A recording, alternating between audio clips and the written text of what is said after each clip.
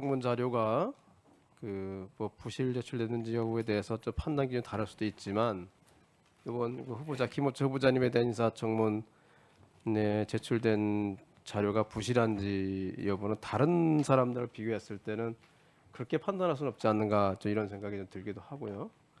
저도 국회에서 여러 청문회를 해보지만 국회에서 너무 여야를 떠나서 무분별하게 사실 자료 제출을 요구하는 게 아닌가 생각 항상 해왔습니다. 특히 개인적인 영역에 관련된 부분, 특히 본인이 아닌 가족에 관련된 부분에 관해서 광범위하게 자료를 요청하는 것은 좀 인사청문회 목적 벗어나는 것이 아닌가 하는 생각 평소 저는 합니다. 위원장님도 같은 생각을 저는 생각되는데요. 어떤 특정한 의혹이 있을 경우에는 물론 다 제출할 필요가 있다고 저는 생각합니다. 그러니까 특정한 구체적인 의혹이 없이 무작정 모든 자료를 제출하라고 요구하는 것은 적절하지 않다는 생각이 들고 청문회 목적에 맞지 않는다는 것이 저희 판단입니다.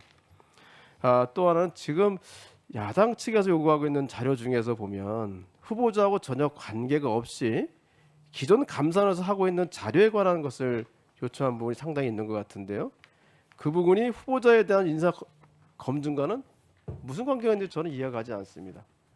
이런 부분을 자료 제출 요구를 하면서 말씀하시는 것은 청문 본래의 목적을 벗어나는 것이 아닌가 생각이 듭니다. 결국은 저희 입장에서 볼 때는 이런 것은 정치 공세의 목적에 있지 않는가라는 생각이 들고 이런 점에 대해서는 야당 의원님께서도 적절한 범위 내에서 말씀을 하시고 위원장님께서는 조속히 청문회를 속행해 주시길 부탁을 드리겠습니다.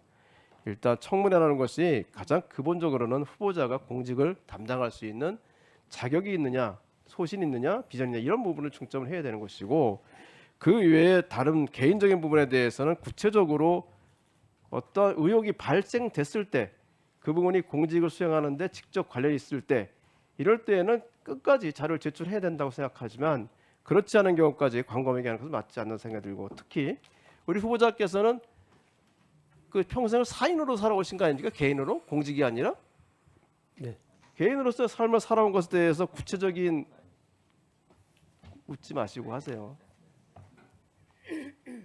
다른 뭐 상임위원회 위원 했다고 하시지만 기본적으로 변호사로서 개인적인 생활을 해오신 건데 개인적인 생활을 해오신 가운데서 특정한 목적이 있다고 하시면 먼저 어떤 구체적인 의문이 있다고 하시면 그 부분에 대한 자료를 제출하라고 말씀하시는 것은 청문 목적상 당연한 거지만 그렇지 않은 상태에서 무조건 뭐 금융자료 다 제출해라, 뭘 제출해라 이렇게 해서는 청문 목적에 맞지 않는다. 이것은 앞으로도 여야가 계속 이 부분은 바뀌어야 될 부분이다 저는 생각합니다. 의원님께서 속히 청문회를 진행해 주십시오. 예, 다음은